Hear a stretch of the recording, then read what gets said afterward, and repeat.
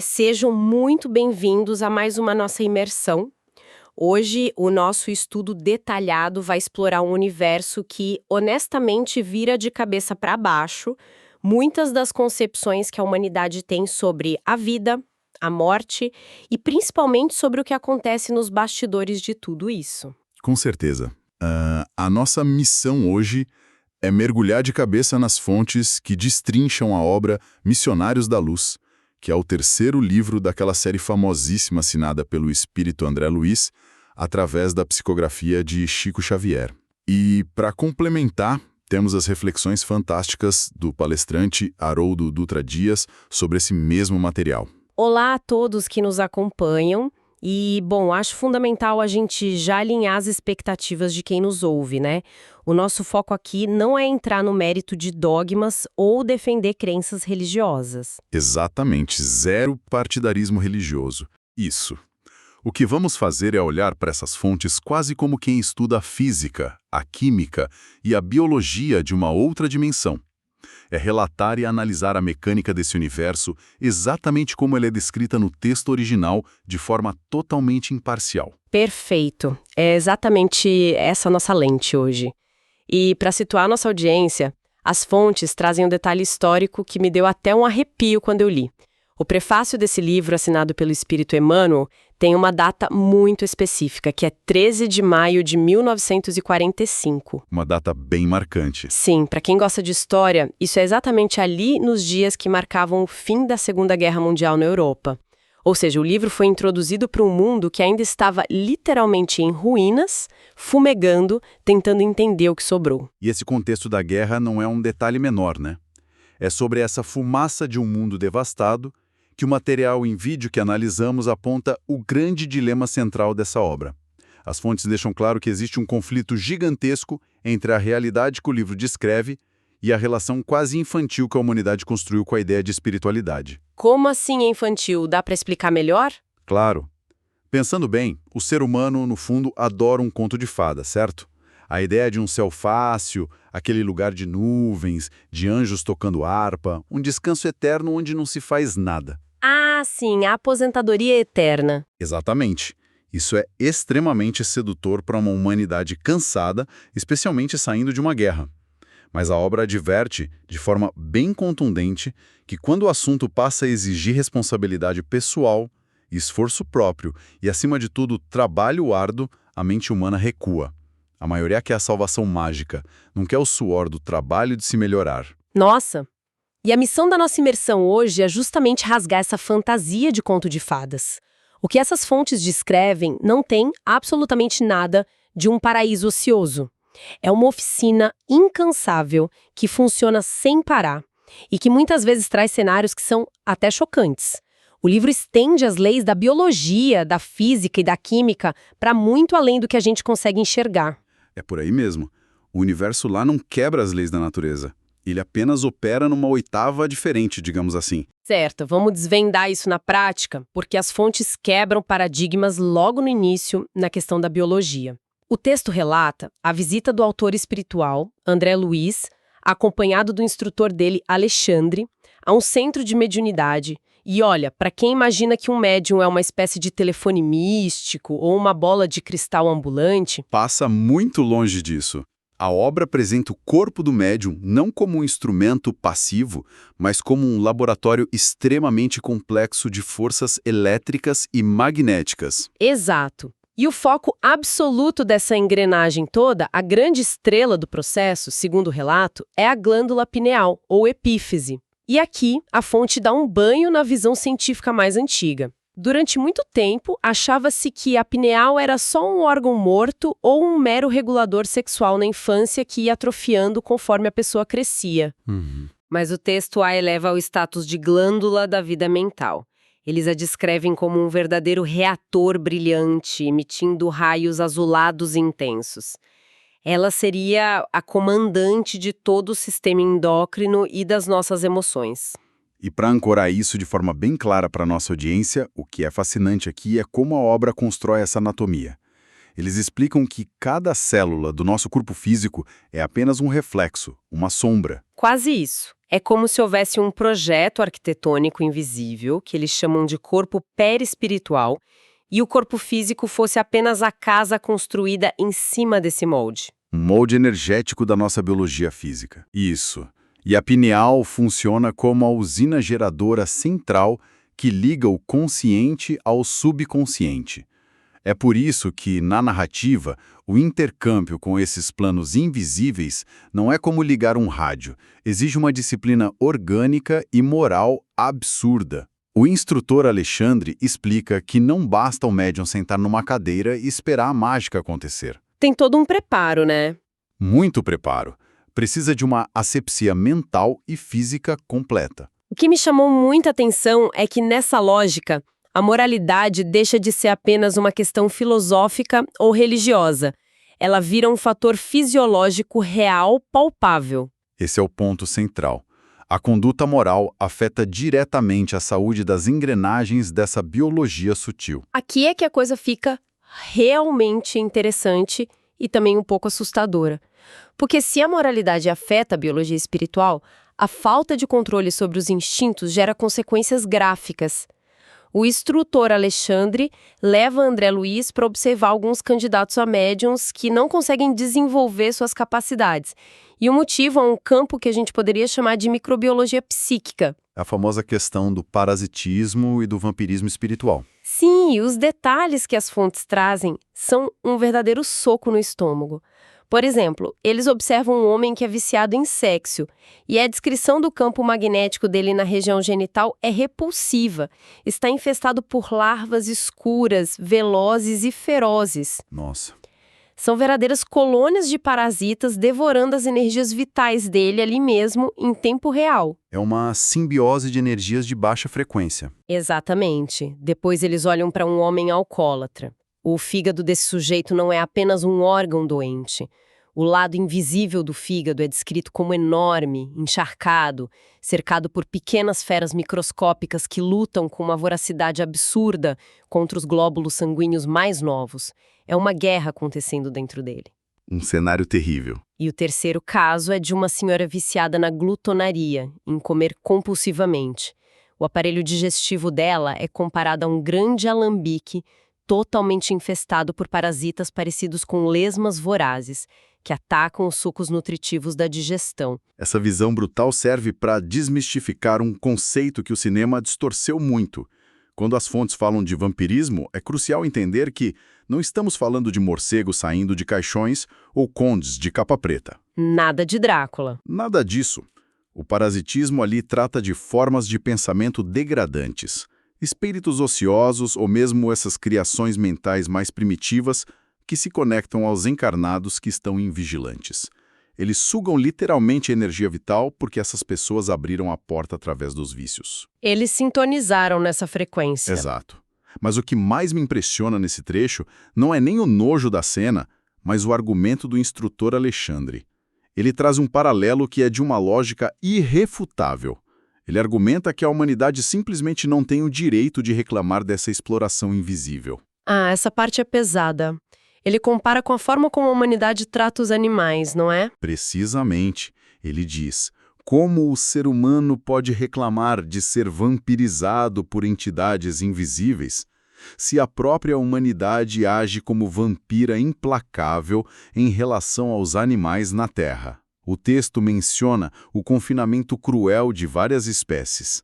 A humanidade hipertrofia o fígado de gansos, aprisiona porcos e bois, confinando-os apenas para satisfazer o paladar, absorvendo as energias vitais deles sem nenhuma piedade. Ou seja, a humanidade vampiriza os seres que considera inferiores.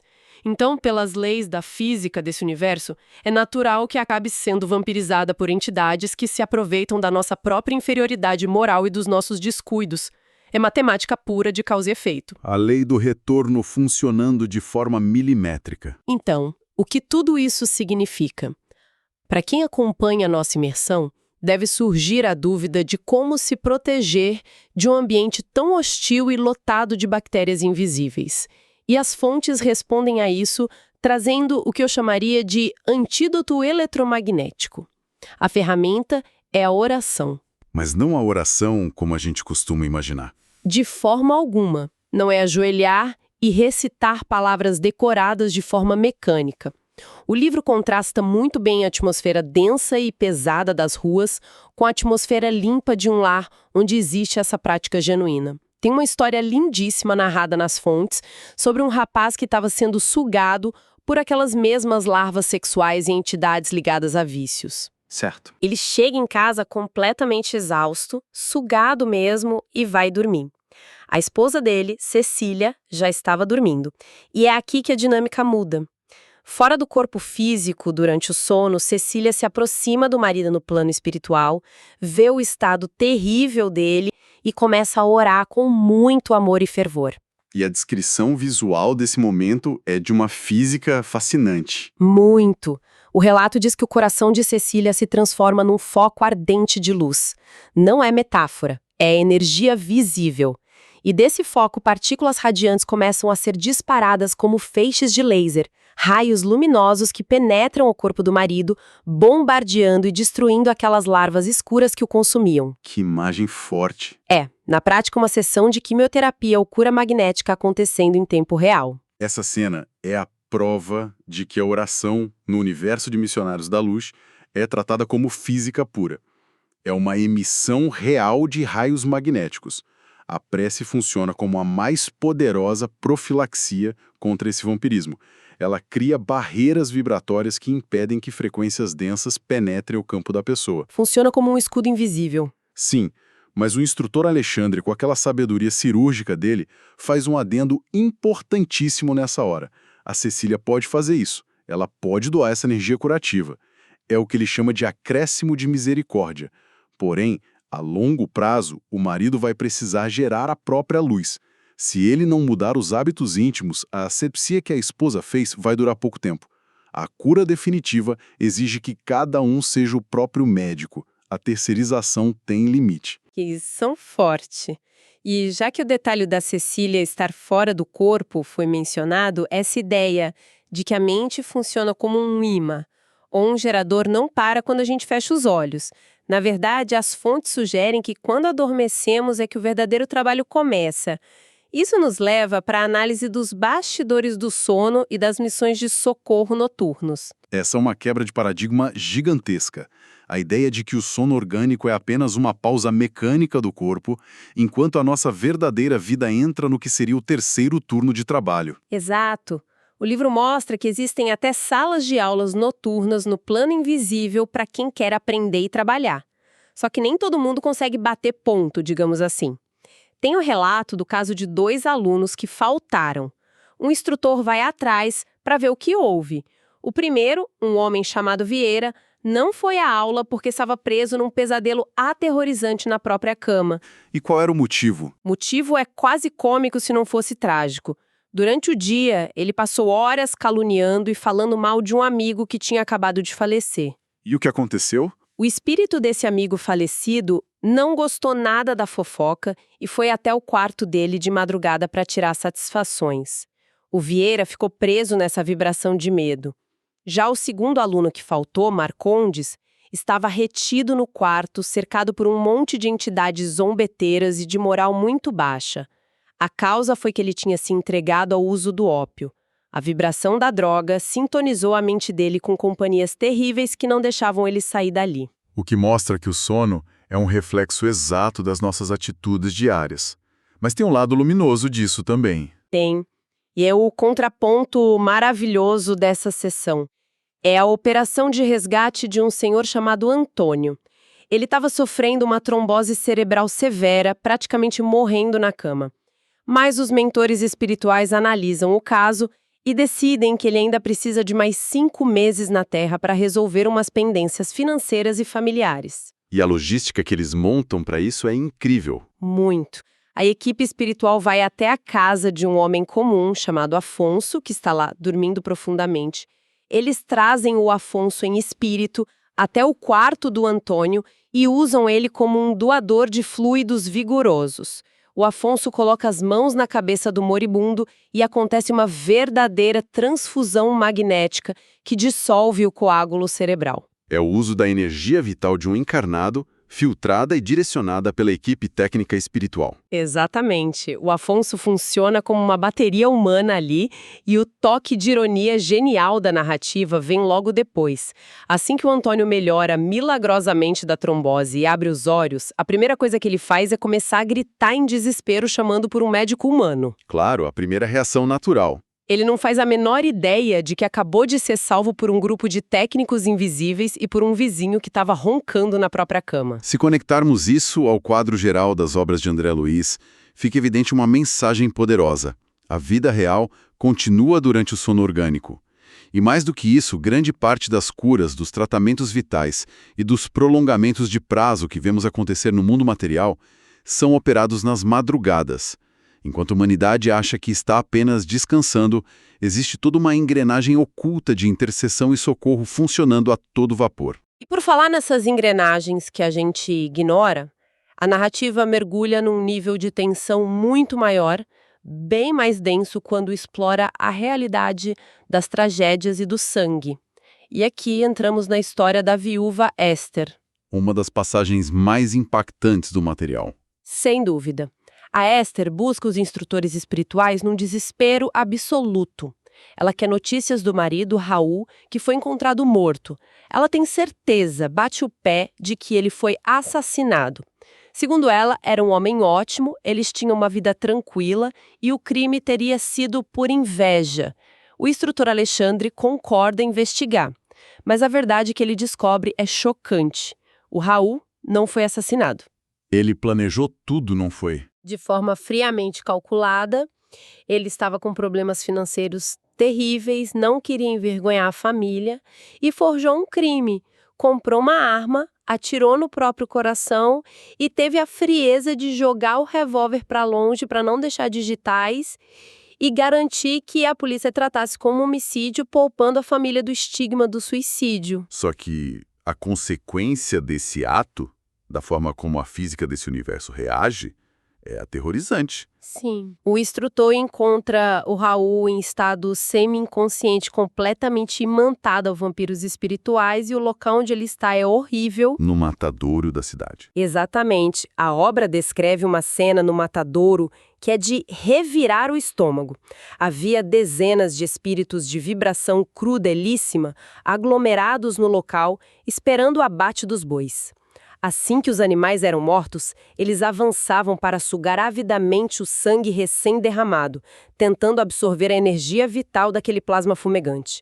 E o Raul, um homem que foi um bom pai de família, estava lá, prisioneiro, agarrado a essa horda sombria. Para que a nossa audiência entenda isso de forma bem clara, é preciso desconstruir a ideia de castigo divino aqui. O que as fontes estão mostrando é uma lição crua sobre a física do livre-arbítrio e da lei de causa e efeito.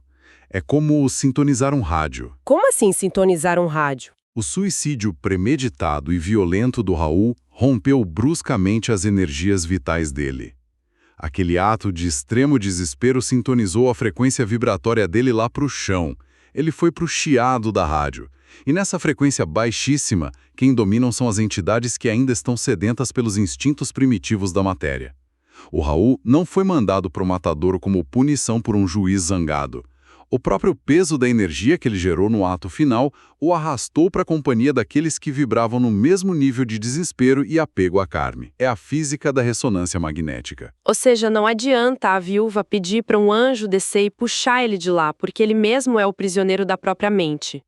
A dor funciona como uma espécie de força de contenção para reajustar esse magnetismo. Que reflexão profunda! E que exige muita maturidade para compreender sem cair num moralismo barato.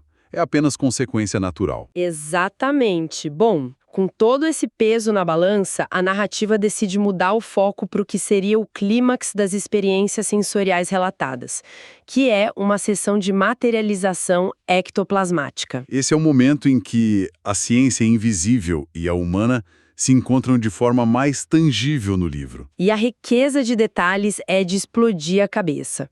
O ambiente para que um espírito se torne físico precisa ser absurdamente controlado. As fontes contam que a equipe invisível precisa usar ozônio para criar um isolamento bactericida e limpar a sala. É nível de UTI de hospital.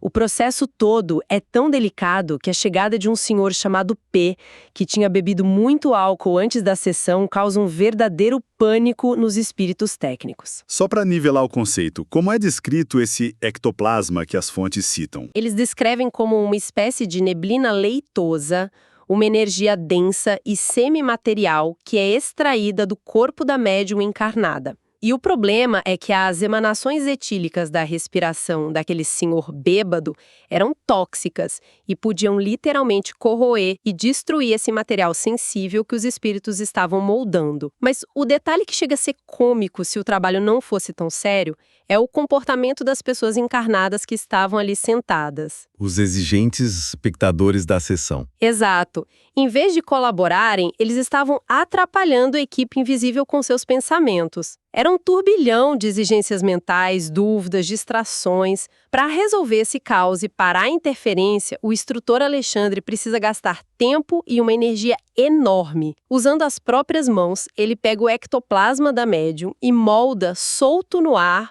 uma garganta humana perfeita, com cordas vocais, fenda glótica, tudo. Caramba! Ele faz essa engenharia complexa com o único objetivo de conseguir materializar uma voz para pedir que as pessoas parassem de tentar se concentrar e apenas começassem a cantar.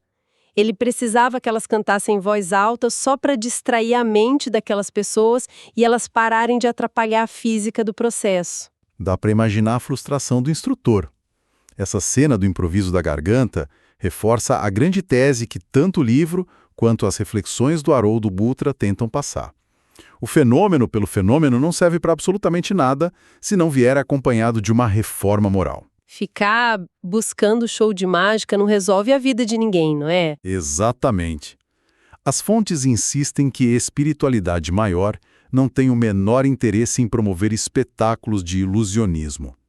Ver objetos voando, ouvir vozes materializadas do além ou presenciar curas inexplicáveis, tudo isso é vazio se quem observa não usar aquela constatação para mudar intimamente. A humanidade foca na fumaça e no espelho, quando deveria focar em se tornar um instrumento útil de boas ações no seu dia a dia. É um verdadeiro choque de realidade.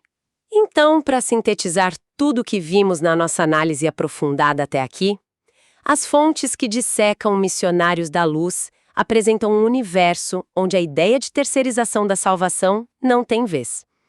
Tudo o que lemos e discutimos hoje é pura física, química, biologia e uma moralidade que se traduz em biologia.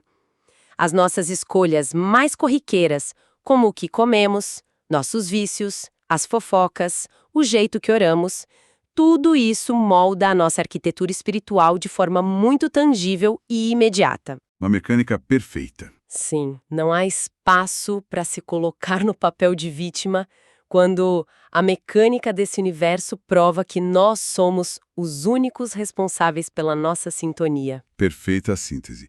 E é interessante notar que há um detalhe que passou quase despercebido na história da viúva Esther, que merece a nossa atenção final. Isso levanta uma questão importante para quem nos escuta refletir. O que foi esse detalhe? Quando os instrutores espirituais visitaram a modesta casa da Esther para iniciar as investigações, o livro descreve a cena do almoço da família. Enquanto os encarnados comiam, reclamavam e choravam a morte do Raul, havia espíritos sombrios e ignorantes sentados à mesa com eles. Nossa! Essas entidades invisíveis estavam literalmente absorvendo os vapores e cheiros da comida física, mas eram atraídas e se nutriam mesmo era pelas vibrações de tristeza crônica e lamentação que a família emanava. Havia uma simbiose na hora do jantar. Que imagem perturbadora! Então, se as nossas emoções mais frequentes e as conversas que alimentamos dentro de casa são convites magnéticos que atraem companhias ocultas, prontas para se sentar à nossa mesa e se alimentar da energia do nosso lar, a grande pergunta é a seguinte: considerando o que temos conversado e sentido ultimamente, quem ou o que estaria dividindo o jantar com a nossa família hoje à noite? Uma reflexão fortíssima para encerrarmos a nossa imersão de hoje. Agradecemos imensamente a todos que nos acompanham por dividirem esse momento de estudo tão revelador conosco. Continuem questionando o que leem, continuem estudando e, principalmente, observem com muito cuidado o que estão cultivando em seus próprios pensamentos e lares.